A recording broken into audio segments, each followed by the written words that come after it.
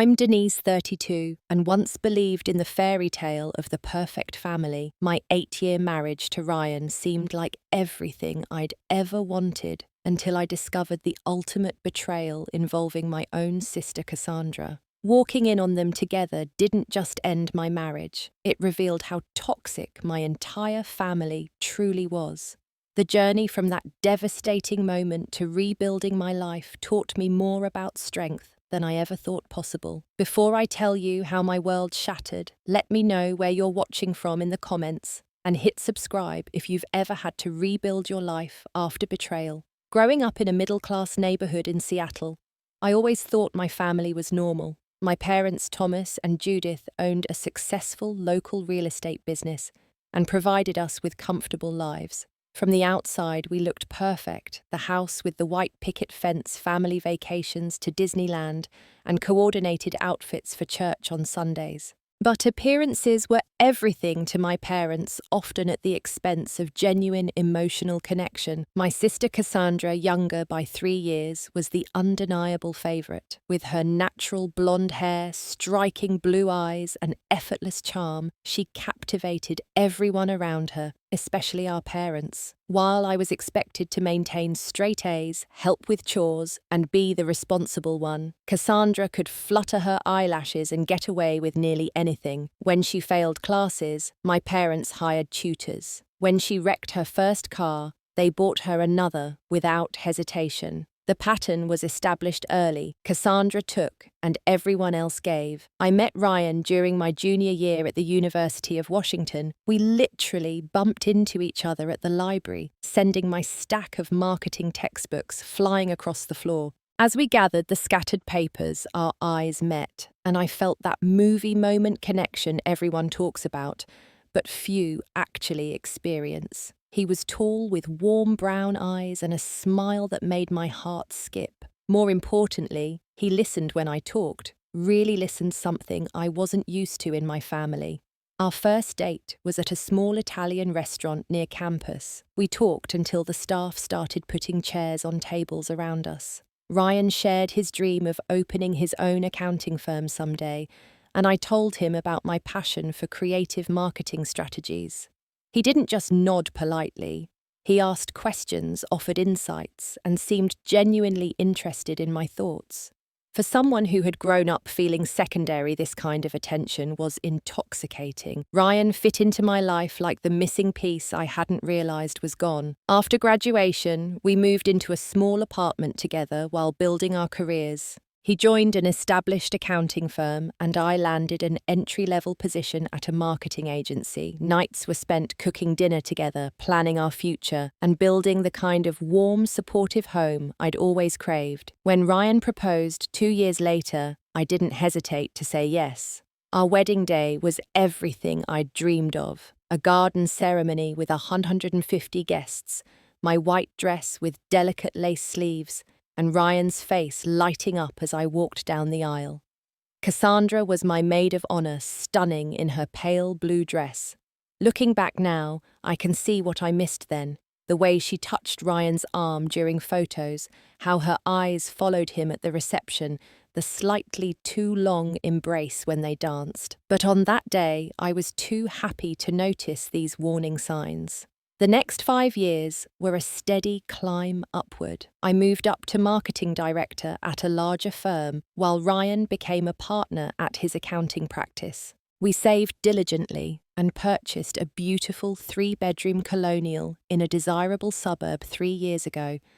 The house represented everything we'd worked for: success, stability, and space for the family we planned to create. The backyard even had a swing set, waiting for the children we hoped would soon fill our home with laughter. Sunday family dinners became a tradition with my parents and Cassandra, coming over at least twice a month. Ryan always went out of his way to make these gatherings special, preparing elaborate meals and making sure everyone's wine glass stayed full. At the time, I appreciated his efforts to bond with my family. Now I recognize the tension that sometimes filled the room when Ryan and Cassandra disappeared to the kitchen to fetch dessert, or stepped outside simultaneously for fresh air. For the past year, we'd been trying to have a baby. Each month brought the disappointment of negative pregnancy tests and the growing fear that something might be wrong. Ryan assured me we had plenty of time, but I could feel my biological clock ticking. We had an appointment scheduled with a fertility specialist for the following month, but part of me worried that our inability to conceive was somehow connected to the subtle distance I'd begun to feel between us. Our 8th anniversary was approaching, and I'd been planning a surprise weekend trip to the same small coastal town where we'd spent our honeymoon. I'd booked the same oceanfront cottage, arranged for Ryan's favourite wines to be waiting, and even packed his suitcase in secret. After the stress of fertility worries, I thought we needed to reconnect and remember why we'd fallen in love in the first place. Everything seemed so perfect then. I had no idea that the life I'd carefully built was about to crumble around me. The first sign something was wrong came about 6 months before everything fell apart. Ryan started working late more frequently, often coming home smelling of cologne that wasn't his. When I mentioned it, he casually explained that his new client, Marcus, wore strong aftershave that filled the conference room.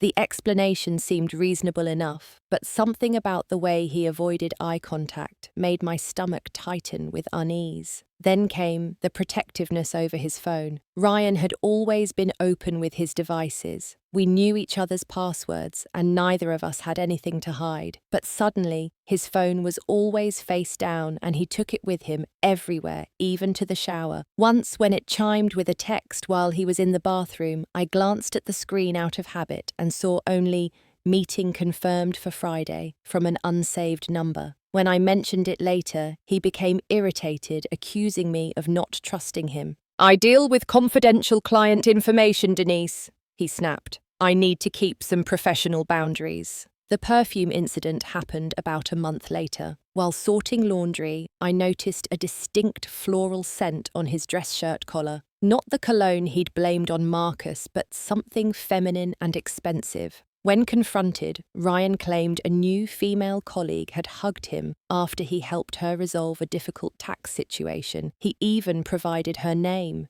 Jennifer, from the corporate accounts department. The story sounded plausible, but the knot in my stomach grew tighter. Around this time, Cassandra's behaviour toward me began to change. My sister and I had always maintained a weekly lunch date and monthly shopping trips despite the competitive undercurrent that had defined our relationship since childhood. Suddenly, she became inconsistent, cancelling plans last minute, with vague excuses about work emergencies or migraines. When we did meet, she avoided eye contact and seemed distracted, checking her phone constantly and steering conversations away from personal topics. "How are things with Ryan?" she asked during one of our rare lunches, studying her salad intently. "Good," I replied, noticing how she flinched slightly at my answer. "Why do you ask?" "No reason," she said too quickly. "Just making conversation." A particularly unsettling moment came during a family dinner at our house. I was in the kitchen preparing dessert when I overheard Ryan and Cassandra talking in hushed tones in the hallway. Their conversation stopped abruptly when I approached, but the synchronicity of their movements, the way they both stepped away from each other at the exact same moment, their matching nervous laughs, triggered warning bells I tried desperately to ignore. "We were just discussing Dad's retirement plans," Cassandra explained, her cheeks slightly flushed. Ryan nodded too, enthusiastically. "Your sister thinks your parents should consider moving to Arizona." I noticed other strange coincidences too. Ryan's business trips to Portland or San Francisco often aligned perfectly with weekends when Cassandra told our parents she was visiting friends in those same cities. When I mentioned these overlaps casually to Ryan, he laughed it off as coincidence, but his laughter sounded hollow. The text message incident nearly broke through my denial. Ryan was showering one morning when his phone buzzed repeatedly on the nightstand. Thinking it might be important, I glanced at the screen and saw several messages from an unknown number. "Last night was amazing. I can't stop thinking about you.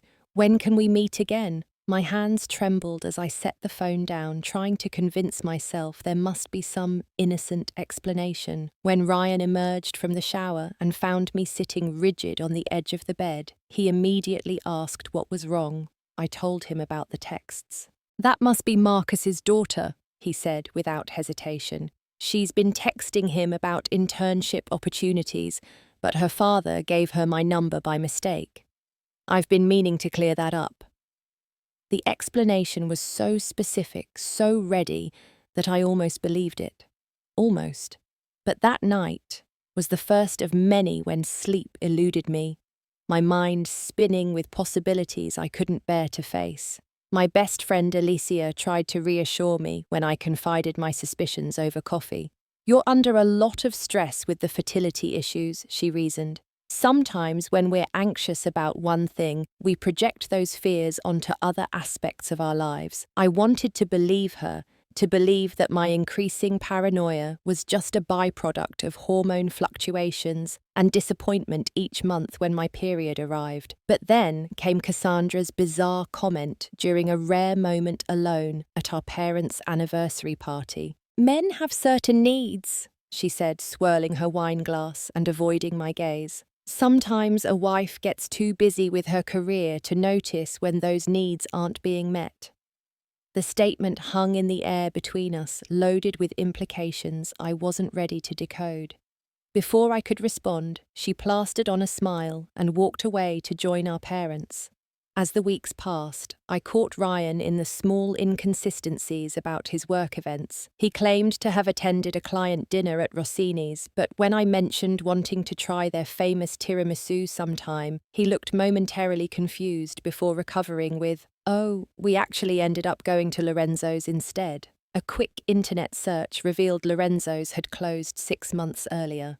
Despite all these red flags, I convinced myself I was being paranoid. Ryan and I had built a beautiful life together. We had a solid marriage, a lovely home, successful careers, and plans for a family. My sister might be many things, self-centered, spoiled, attention-seeking, but surely she wouldn't betray me in the most painful way possible. And Ryan, who had held me through my grandmother's death, who brought me tea during my migraines, who talked for hours about the children we would have someday, he couldn't possibly be capable of such deception. I wanted so badly to believe everything was fine that I ignored what was right in front of me. But some truths refused to stay hidden forever. Our 8th anniversary fell on a Thursday, but I'd arranged to take Friday off too, planning to surprise Ryan with the weekend getaway. That Thursday morning, I kissed him goodbye as usual, telling him I'd be working late on a big presentation. In reality, I left work at noon, picked up anniversary gifts, and headed home to prepare for our celebration. I planned to have Rose's champagne and his favourite meal waiting when he returned from work. Then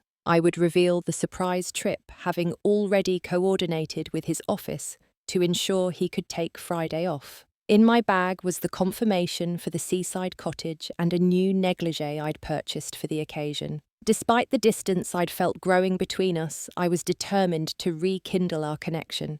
It was just after 2 p.m. when I pulled into our driveway and noticed the unfamiliar car parked near the garage. No, not unfamiliar. Cassandra's silver Audi, which she'd purchased just 3 months earlier, with financial help from our parents. My first thought was innocent. Perhaps she'd stopped by to drop off an anniversary gift. But why was her car parked slightly out of view from the street, as if intentionally hidden? The house was quiet when I entered through the front door, but not empty quiet. It had that charged silence that tells you someone is definitely home, but being very still. I set my bags down in the entryway, listening. That's when I heard it. Faint music coming from upstairs, and beneath it, unmistakable sounds that made my blood run cold. I moved toward the stairs in a trance, my body functioning on autopilot, while my mind screamed at me to turn around, to leave, to protect myself from what I was about to discover. But I couldn't stop. I needed to know, to see with my own eyes what my heart already understood. Our bedroom door was partially open. Through the gap, I could see clothing scattered across the floor. A man's tie that I'd given Ryan last Christmas, a woman's red blouse that I recognized as Cassandra's favourite. The sounds were louder now, leaving no doubt about what was happening in our bed. The bed Ryan and I had picked out together when we moved into this house where we'd talked about our dreams and plans for the future. I pushed the door open fully, and time seemed to stop. There they were, my husband and my sister, in our marital bed. They didn't notice me immediately, too caught up in each other. When Ryan finally saw me standing in the doorway, the look of shock and horror on his face burned itself into my memory forever. "Denise!" he gasped, scrambling to cover himself. "This isn't... I can explain." Cassandra didn't even have the decency to look ashamed. After the initial surprise, her expression settled into something closer to irritation at being interrupted. She made no move to cover herself, instead sitting up and tossing her long blonde hair over her shoulder in a gesture I'd seen her use 1,000 times when she wanted to appear confident. "Well, this is awkward," she said, as if we'd encountered each other in a line for the bathroom rather than in the midst of the ultimate betrayal. "How long?" I managed to ask, my voice sounding strange and distant to my own ears. They exchanged a look, having one of those silent communications that only happens between people who share intimate knowledge of each other. That single glance told me everything I needed to know. This wasn't a one-time mistake. This was an affair with history, with inside jokes and established patterns. "It doesn't matter," Ryan said, finally finding his pants and pulling them on hastily. "This doesn't mean anything, Denise. It's just physical. I love you. You're my wife." A harsh laugh escaped Cassandra's throat. "Don't lie to her now, Ryan. Not after everything." She turned to me, pulling the sheet around her body. "You were always too busy for him, Denise. All those late nights at the office, all those work trips. What did you expect?" The room spun around me as their words registered. They were trying to blame me for their betrayal. In that moment, something inside me hardened. I felt my body go numb, a protective mechanism kicking in to shield me from the full impact of what was happening. I couldn't breathe properly, taking shallow gasps that didn't seem to provide enough oxygen. "Get out," I said quietly. "Babe, please let me explain," Ryan pleaded, moving toward me with his hands outstretched. "Get out!" I screamed, the force of it hurting my throat. "Both of you get out of my house now." As they scrambled to gather their clothes, memories flashed through my mind in rapid succession. Ryan's late nights, Cassandra's cancelled plans, the mysterious perfume, the text messages, the business trips that coincided with her weekends away. All the signs I'd ignored or rationalized away formed a perfect, devastating picture of betrayal that had been going on for months, perhaps longer. I moved mechanically to our closet, pulled out a suitcase, and began throwing in essentials. A few changes of clothes, toiletries, important documents from my bedside drawer. I couldn't stay in this house tonight. Couldn't sleep in that bed ever again. "Denise, where are you going? This is your home," Ryan said, now fully dressed and watching me pack. "Let's talk about this like adults." "Like adults." I turned to him, feeling a surge of rage break through the numbness. "Adults don't sleep with their sister-in-law. Adults don't betray the people who love them." Cassandra, now dressed in her red blouse and jeans, leaned against the doorframe with arms crossed. "You're overreacting. These things happen in families all the time." Her casual dismissal of my pain nearly broke me, but I refused to cry in front of them. Instead, I zipped my suitcase, grabbed my purse, and walked out of the bedroom, down the stairs, and out to my car without looking back, despite Ryan's continued pleas.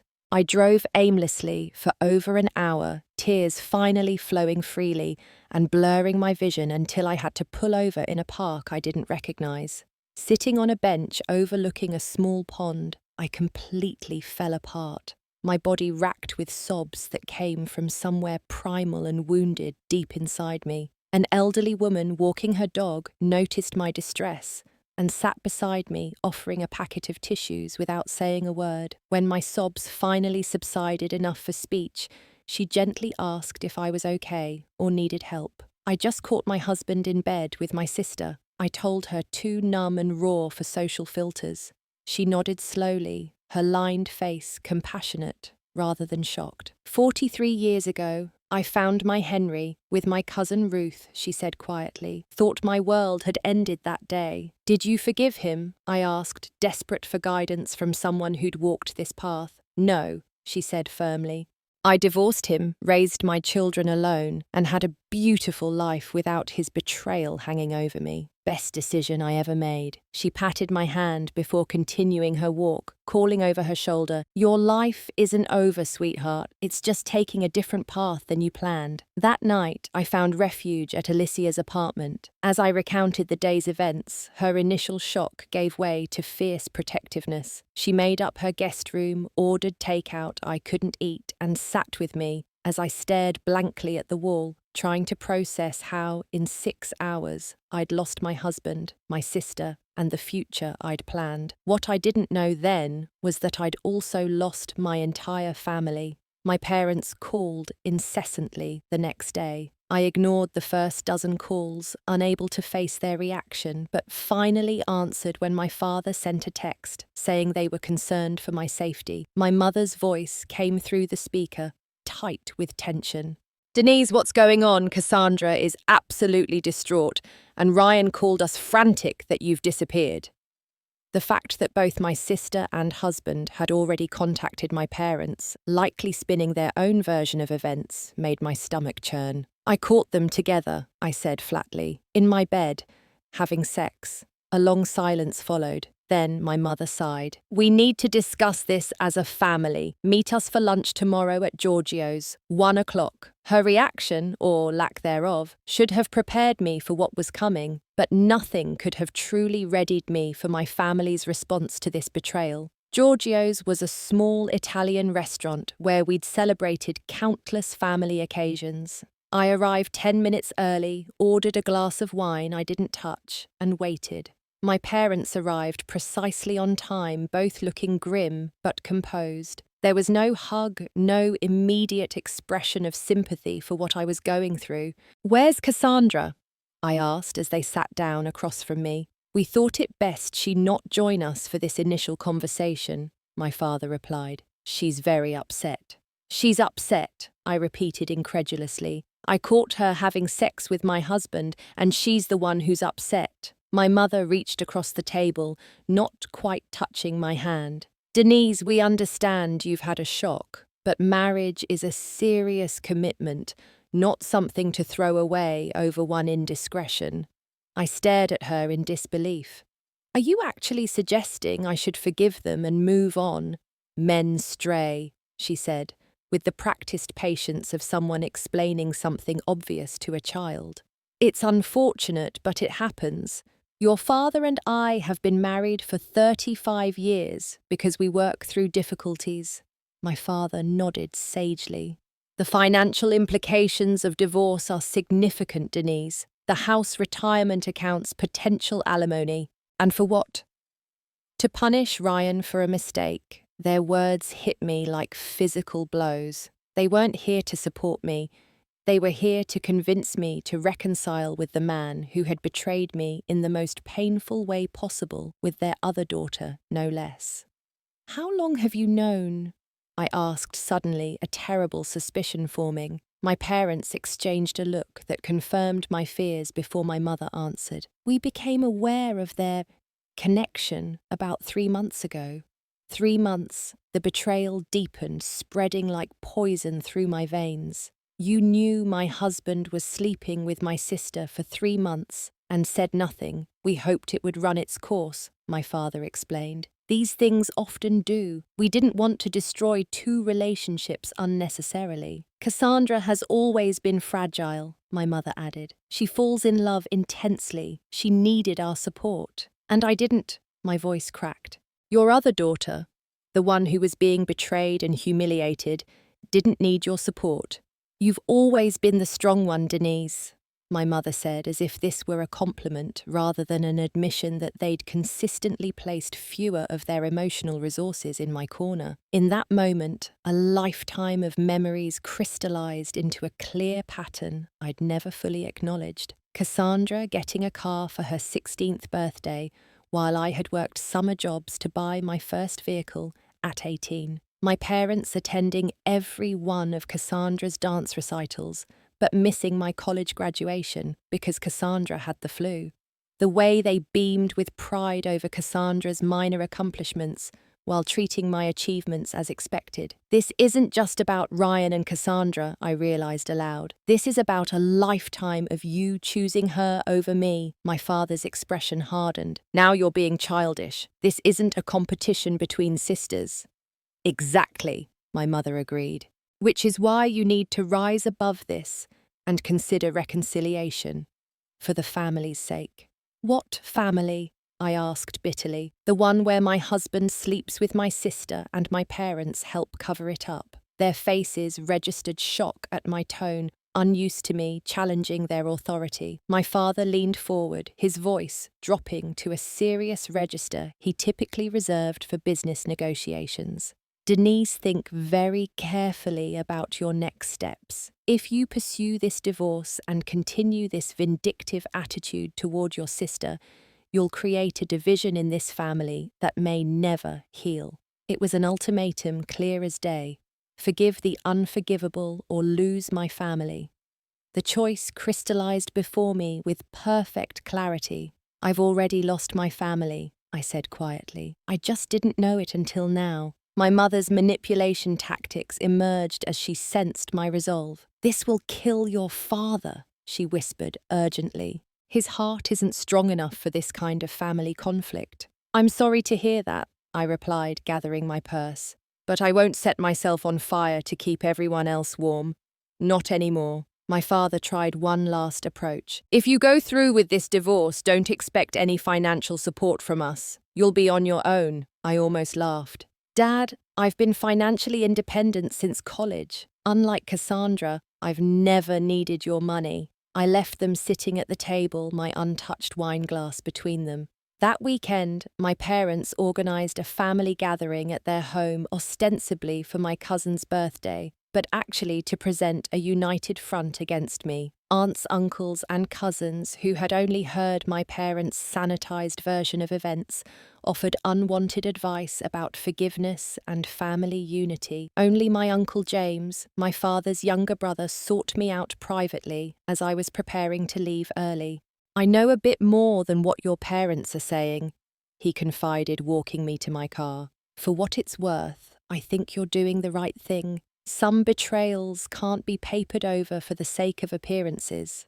The next day, I contacted Jennifer Michaels, a divorce attorney recommended by Alicia's cousin. Jennifer's direct, no-nonsense approach was exactly what I needed as I began the process of legally ending my marriage. When she asked if I had evidence of the affair, I realized I had something better than photos or text messages. My sister and husband have both admitted it to me, and my parents have acknowledged they knew about it for months, I told her. I can get them to confirm it again in writing or recording if needed. Ryan's initial messages were apologetic, begging for another chance. When I made it clear through my attorney that reconciliation wasn't an option, his tone changed dramatically. He contested the divorce filing, fought for the house and a larger portion of our assets, and began spreading stories among our mutual friends that I had been cold and distant, driving him to seek comfort elsewhere. Some friends believed him, others saw through the manipulation.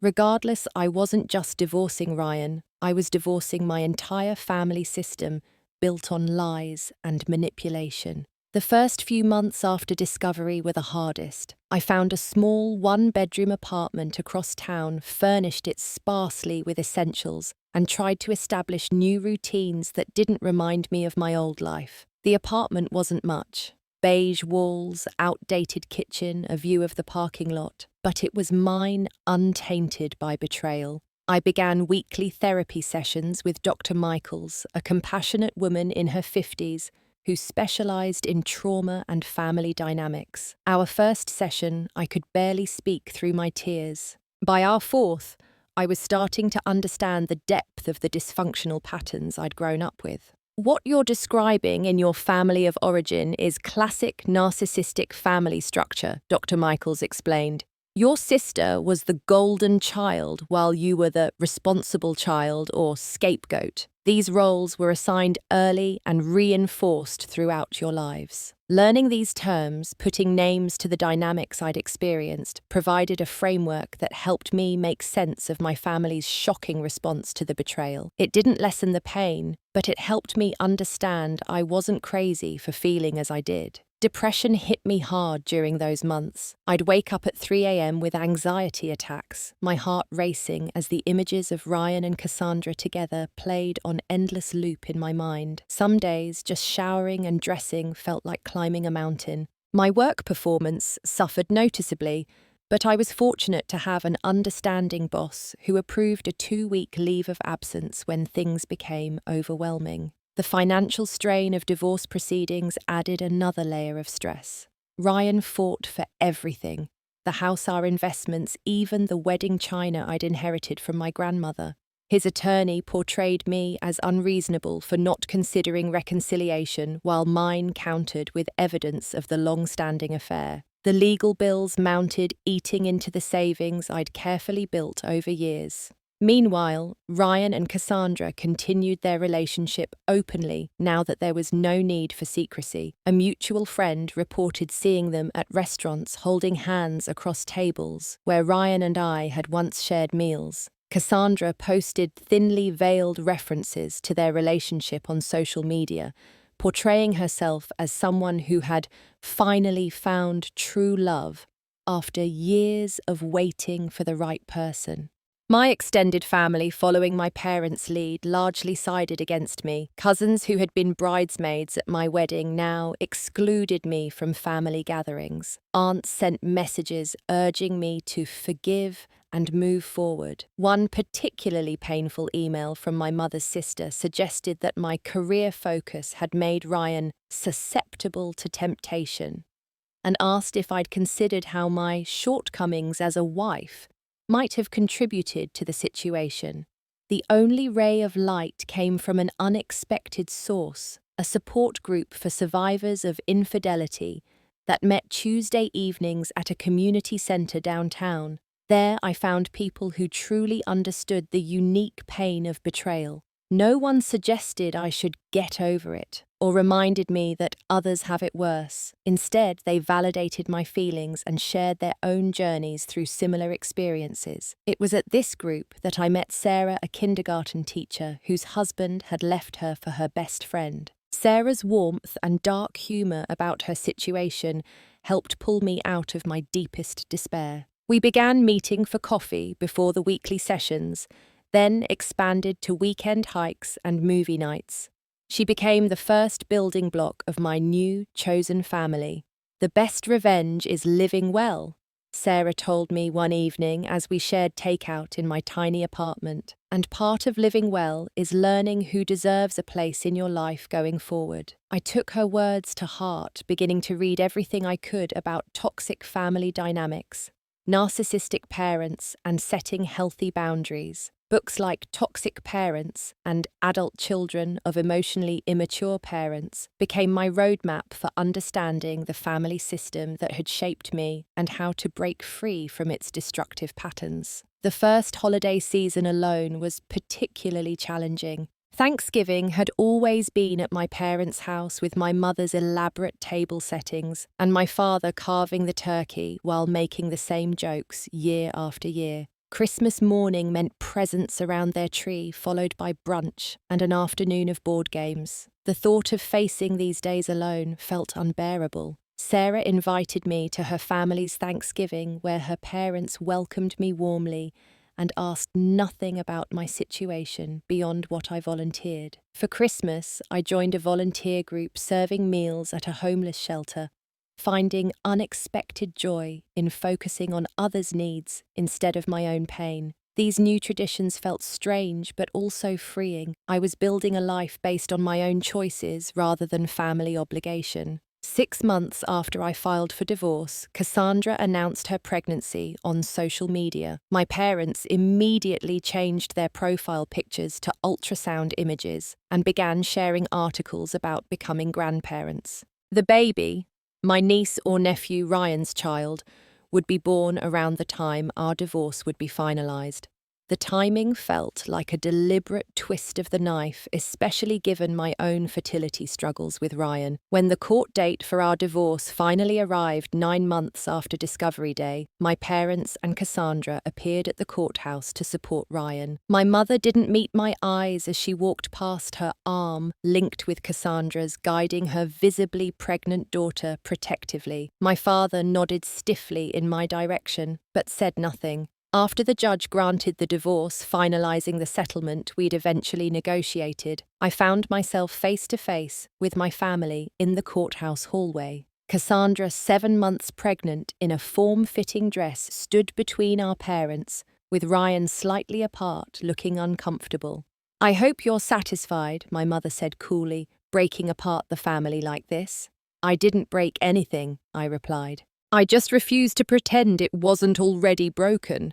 "Your sister is having a baby," she continued, as if I couldn't see Cassandra's prominent belly. "Your niece or nephew. Family should come first, especially now." "I agree," I said quietly. "Family should come first. That's why I'm going no contact with all of you, because none of you acted like family when it mattered." Their shocked expressions might have been satisfying under different circumstances. Instead, I felt only a profound sadness as I walked away from them for what I intended to be the last time. 2 weeks later, I accepted a job offer from a marketing firm in Portland. The position came with a slight pay cut, but offered a fresh start in a city where no one knew my story. I packed my car with the few possessions I truly cared about, loaded my cat Luna into her carrier, and left Seattle without looking back. I left with nothing but my car packed with essentials, my cat Luna, and a determination to build a life where I would never be betrayed again. Portland embraced me with its quirky neighborhoods, abundant coffee shops, and the promise of anonymity. My new apartment was in a converted warehouse with exposed brick walls and tall windows that filled the space with light. It cost more than I'd planned to spend, but after months in the depressing beige box in Seattle, I needed a home that felt nothing like my past. My new job at Horizon Marketing challenged me in ways my previous position hadn't, focusing on sustainability-focused brands and non-profit organizations rather than the corporate clients I was used to.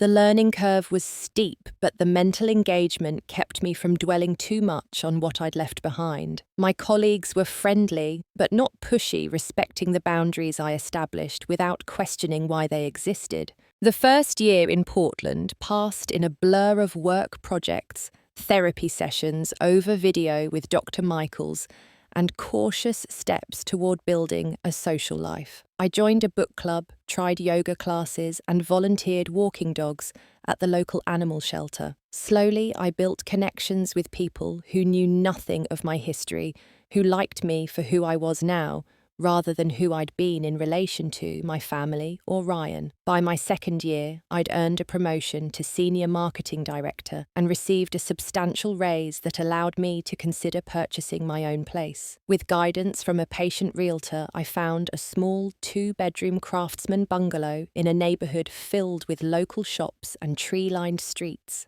The down payment depleted most of my savings, but signing those papers and receiving the keys to a home that was solely mine represented a milestone in my healing journey. "No one can ever take this from you," my realtor said as she handed me the keys. "This is yours, all yours." Those words resonated deeply. In my marriage, everything had been ours. Our house, our plans, our future. Even my family had never truly been mine alone, always shared with Cassandra, who claimed the lion's share of attention and resources. But this house, with its creaky hardwood floors and stained glass window in the entryway, belonged only to me. It was while working on my new home's backyard that I met Michael. The community garden occupied a vacant lot 2 blocks from my house, and I'd signed up for a plot as a way to learn a new skill and spend time outdoors. Michael volunteered as the garden coordinator, teaching newcomers about composting, seasonal planting, and pest management. With his quiet competence and easy smile, he quickly became a highlight of my Saturday mornings. Our relationship developed slowly, organically, like the vegetables taking root in my garden plot. First came casual conversations while tending neighbouring plots, then coffee at the corner cafe after gardening sessions, eventually evolving to dinners and movie nights. Unlike the immediate spark I'd felt with Ryan, my connection with Michael built gradually a slow burning fire rather than a flashy firework. 6 months into our friendship, Michael finally asked if I'd like to try dating officially. By then I'd learned he was divorced too. His ex-wife had decided 5 years into their marriage that she didn't want children after all, despite their agreement before marriage to start a family. The split had been amicable but painful, leaving him wary of rushing into new relationships. "I like that we've taken time to really know each other," he said over dinner at his apartment, the first meal he'd cooked for me. "But I'd like to see where this could go if you're open to that." I hesitated, fear constricting my chest. Michael knew I was divorced, but little else about my past. The walls I'd built to protect myself had become so familiar that the thought of lowering them terrified me. "There's a lot about me you don't know," I said carefully. "Things that might change how you see me." Michael reached across the table, his hand stopping just short of mine, offering connection without demanding it. "I'd like to know if you want to tell me. No pressure, no timeline, just whenever you're ready." It took another month before I felt secure enough to share my full story. We were at my house, sitting on the back porch swing I'd installed, watching fireflies appear in the summer twilight. The words came slowly at first, then in a rush, as I described the discovery, my family's betrayal, and the painful rebuilding process. I kept my eyes fixed on the darkening garden, afraid to see judgment or pity on his face. When I finally fell silent, Michael remained quiet for several moments. Then he simply asked, "Can I hold your hand?" I nodded, and his warm fingers interlaced with mine. No platitudes about everything happening for a reason. No suggestions that I should consider reconciliation. Just quiet presence and the reassurance of human connection. "Thank you for trusting me with your story," he said finally. "It helps me understand why you're so careful with your trust, and it makes me admire your strength even more." That night marked a turning point in our relationship and in my healing. For the first time, I'd shared my full truth with someone new and received acceptance rather than judgment or unwanted advice. Michael didn't push for more intimacy than I was ready for, respecting the pace I needed to feel safe. His patience allowed my trust to grow naturally unforced. Almost exactly 3 years after I'd fled Seattle, an unexpected email arrived from my Uncle James. The subject line read simply, "Your father." "Denise," it began, "I'm sorry to contact you this way, but I thought you should know your father suffered a serious heart attack yesterday. He's stable but in intensive care at Seattle General. I understand if you choose not to respond, but wanted you to have the information. James." The email sent me spiraling.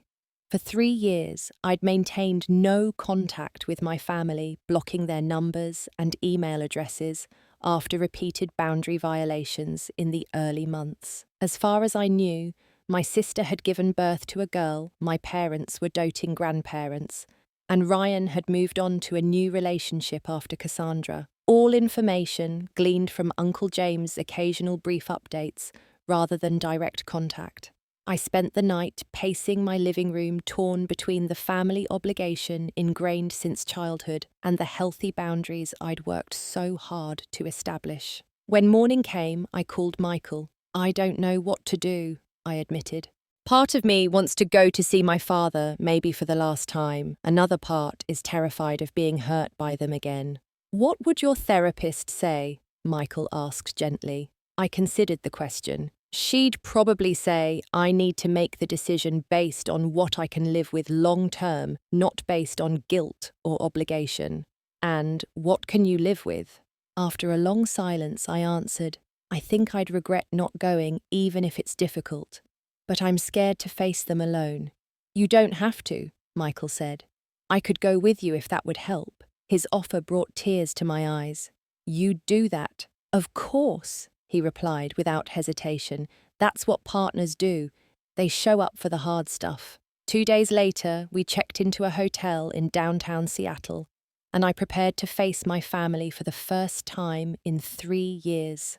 Michael's steady presence beside me in the hospital elevator kept me from turning back when anxiety threatened to overwhelm me. The scene in the cardiac care waiting room was exactly as I'd feared. My mother sat rigidly in a vinyl chair, aged dramatically since I'd last seen her silver, now dominating her once auburn hair. Beside her, Cassandra looked up from her phone, her expression hardening at the sight of me. A toddler with Ryan's brown eyes played with toys at her feet. My niece, whom I'd never met. "What are you doing here?" my mother demanded, not bothering with greetings. "Uncle James told me about Dad," I replied, my voice steadier than I felt. "How is he suddenly concerned about family, are you?" Cassandra snapped, pulling her daughter onto her lap protectively as if I might somehow harm the child. Michael squeezed my hand supportively as my mother eyed him with suspicious evaluation. "Who's this?" she asked. "My partner, Michael," I said simply. "We live in Portland." Before the conversation could deteriorate further, a doctor appeared calling for the family of Thomas Williams.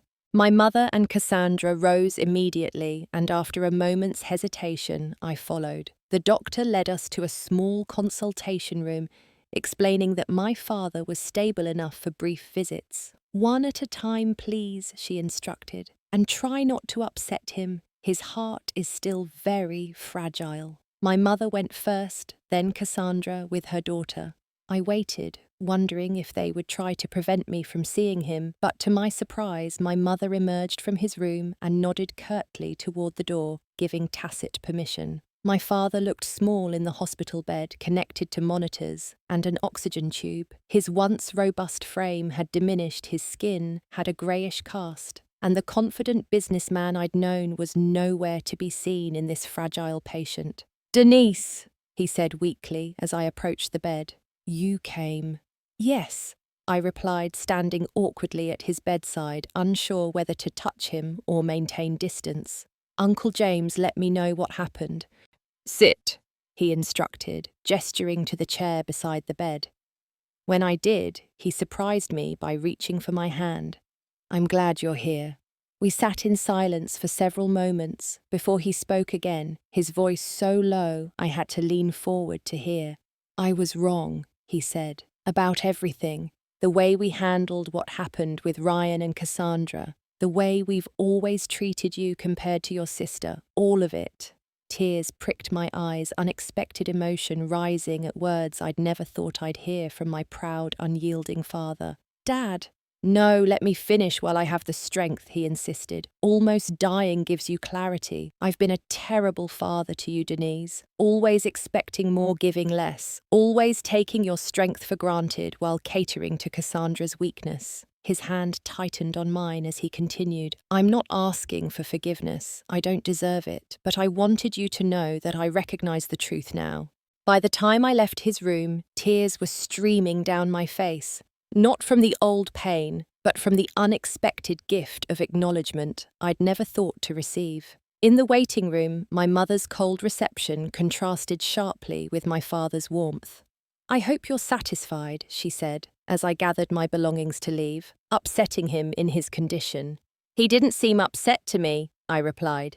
"He seemed at peace." Cassandra, who had been texting furiously on her phone, looked up with undisguised bitterness. "Must be nice to waltz back in after 3 years and play devoted daughter. Where were you when everything fell apart?" "What do you mean?" I asked, genuinely confused. "Ryan left me," she spat. "Right after Emma turned 1, ran off with his 24-year-old assistant.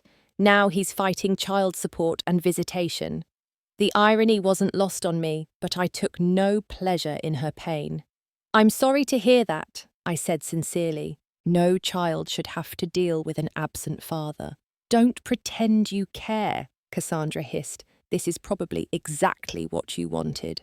Michael, who had remained silent but supportive throughout the exchange, gently touched my elbow. "We should go if you're ready." As we turned to leave, my mother called after me, "Will you be back tomorrow?" The question held no warmth, just practical inquiry, but it was more acknowledgement than I'd expected. "Yes," I answered. "I'll come in the afternoon." Back at our hotel, processing the emotional whirlwind of the day, I realized something important 5 years after my world exploded.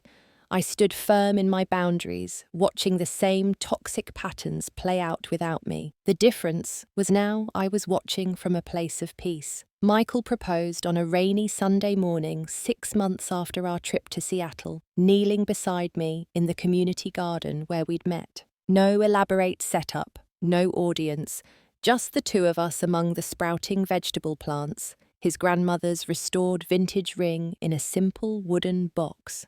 "I love you, Denise," he said, raindrops glistening in his dark hair. "I love your strength, your kindness, and the way you've rebuilt yourself after everything you've been through. I want to build a life with you, if you'll have me." The old fear surged immediately. What if this happiness was temporary too? What if I trusted again only to be betrayed? Dr. Michaels and I had worked extensively on these fears, but theory in a therapy session was different from real life on your knees in the mud. "I need time," I told him honestly, "not because I don't love you, but because I want to be sure I'm saying yes for the right reasons." Michael closed the ring box without a trace of disappointment. "Take all the time you need. I'm not going anywhere." True to his word, he never pressured me for an answer, never acted wounded or impatient. Instead, he continued showing up consistently, proving through actions rather than promises that he could be trusted. Meanwhile, I returned to therapy this time with a local therapist specializing in trust issues after trauma. Marriage isn't about being certain nothing bad will happen, Dr. Foster told me during one pivotal session. It's about believing you could handle it if it did. The Denise who survived what happened with Ryan and your family is much stronger than the Denise who entered that first marriage. 3 months of intensive work later, I finally felt ready. I planned a special dinner at my home, recreating our first date with homegrown vegetables from my garden plot. When Michael arrived, I handed him a small, wrapped package. Inside was a key to my house on a ring. "Yes," I said simply as understanding dawned on his face. "I want to build a life with you too." Our wedding, held the following spring, bore no resemblance to my first. Instead of a large church ceremony with hundreds of guests, we chose a small botanical garden with only 30 loved ones in attendance. My dress was a simple blue sundress rather than traditional white. Michael's teenage niece played violin as I walked down a path lined with wildflowers. The question of whether to invite my family loomed large during planning. My father and I had maintained limited contact since his heart attack, exchanging occasional emails and brief phone calls on birthdays and holidays. He had respected my boundaries, never pushing for more than I was comfortable giving, and had even begun his own therapy to address his enabling behavior in my mother's narcissistic family system. After much consideration, I decided to invite him alone, making it clear that my mother and Cassandra were not welcome. To my surprise, he accepted these terms without argument. "It's your day," he wrote in his response, "and I'm honored to be included on your terms." The morning of the wedding, my father arrived at the botanical garden alone, looking older but healthier than during his hospital stay. He approached me cautiously, as if expecting to be turned away even now. "You look beautiful," he said simply. "Thank you for coming," I replied. "And thank you for respecting my wishes about today." He nodded, then hesitated before adding, "Your mother wanted me to give you this." He handed me a small envelope. "I haven't read it. You can throw it away if you prefer." I slipped the envelope into my purse, unopened. This day belonged to my future, not my past. The ceremony was brief but meaningful, with vows Michael and I had written ourselves. As we exchanged rings, I felt none of the naive certainty of my first wedding, replaced instead by a deeper, more grounded confidence based on true knowledge of both ourselves and each other. At the small reception afterward, my father approached with his gift, a check I tried immediately to return when I saw the amount. "Dad, this is too much," I protested. "No," he said firmly. "It's actually not enough. I've been thinking about things, Denise, about fairness, about how much we gave Cassandra over the years. The cars, the education you worked for, that we paid for her, the down payment on her condo, the financial support after Emma was born when Ryan left." He looked me directly in the eyes, perhaps for the first time in my life. "This doesn't begin to balance the scales, but I'd like you to have it." During our father-daughter dance, he made another confession. "I went to a therapist after my heart attack," he said. "She helped me see things I'd been blind to for decades. Your mother has been diagnosed with narcissistic personality disorder. It explains so much, but doesn't excuse any of it." "And Cassandra?" I asked, curious despite myself. "Still struggling," he admitted. "Multiple relationships since Ryan, none lasting more than a few months. Still depending on your mother and me financially. Still playing the victim while taking no responsibility." I felt no satisfaction at this news, only a sad recognition of unchanging patterns. "I hope she finds peace someday," I said sincerely, "and I hope Emma doesn't repeat the cycle." As our new life together began, Michael and I discussed whether to try for children. Both in our mid-30s, we knew the window wouldn't stay open forever. The memory of my previous fertility struggles with Ryan lingered, making me uncertain. "Let's give ourselves a year," Michael suggested. "No pressure, no tracking, no medical interventions yet. Just see what happens naturally." 6 months later, I stared in disbelief at a positive pregnancy test. Throughout the pregnancy, I battled anxiety about becoming a mother after my own complicated maternal example. Foster helped me work through these fears, distinguishing between patterns I might unconsciously carry and the conscious choices I could make differently. My mother's attempt to force a reconciliation came predictably as my due date approached. An email arrived with the subject line, "Grandmother's Rights," outlining her expectations for involvement with her grandchild and thinly veiled legal threats if these expectations weren't met. Michael found me crying over the message not from hurt but from pure exhaustion at the never-ending toxicity. "She'll never change, will she?" I asked. "Probably not," he answered honestly, "but we can change how we respond." Together, we crafted a brief, firm response. "We will make decisions about our child's relationships based solely on what is healthy and beneficial for them. Any relationship with grandparents will require respect for us as parents and recognition of past harm. Legal threats ensure that no relationship is possible at this time." Lily Grace was born on a crisp October morning with Michael supporting me through a difficult 14-hour labour. Holding our daughter for the first time, I felt a fierce protectiveness unlike anything I'd experienced before. This little person would never know the pain of conditional love or family betrayal if I could help it. My father met Lily when she was 3 months old during a carefully structured visit at our home. He held his granddaughter with tears in his eyes, promising her quietly that he would be a better grandfather than he had been a father. I allowed these visits to continue every few months, always supervised, always with clear boundaries. The most unexpected development came shortly after Lily's first birthday. A letter arrived from Cassandra, not a manipulative demand like our mother's, but what appeared to be a genuine expression of remorse. "I've been in intensive therapy for 2 years," she wrote. "Part of my recovery is making amends where possible.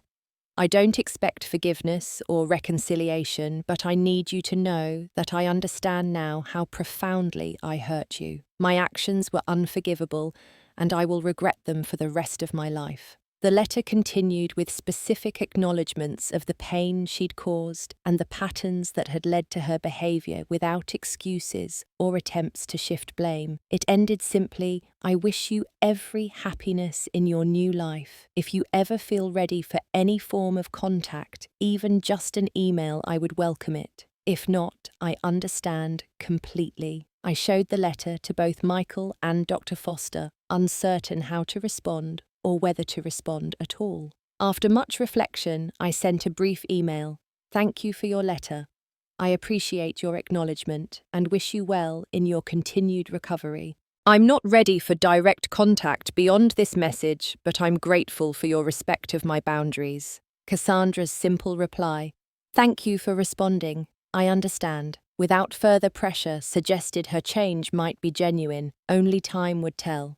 As Lily grew from infant to toddler, I found myself reflecting often on the journey that had brought me here. The betrayal that once seemed like the end of everything had actually been the beginning of a difficult but ultimately rewarding path to authentic living. Without that painful catalyst, I might never have broken free from toxic family patterns, might never have found the courage to demand relationships based on mutual respect rather than obligation. Michael and I created the kind of home I'd always longed for, one where emotions were expressed honestly, where mistakes were acknowledged and forgiven, where love wasn't conditional on performance or compliance. We weren't perfect parents, but we were conscious ones, aware of our own wounds and determined not to pass them on to our daughter. The betrayal that once defined me became just one chapter in a much longer story. I rebuilt not just a life, but a better life than I could have imagined, with people who truly deserve my trust. If you're in that dark place right now, know that your story isn't over yet. The person you become through this pain will be stronger than you can possibly imagine. Have you ever had to completely rebuild your life after betrayal? How did you find the strength to start over? Share your experience in the comments below, and don't forget to like and subscribe if my story resonated with you. Remember, sometimes the most painful endings lead to the most beautiful beginnings. Thank you for listening, and I wish you healing and peace on your own journey.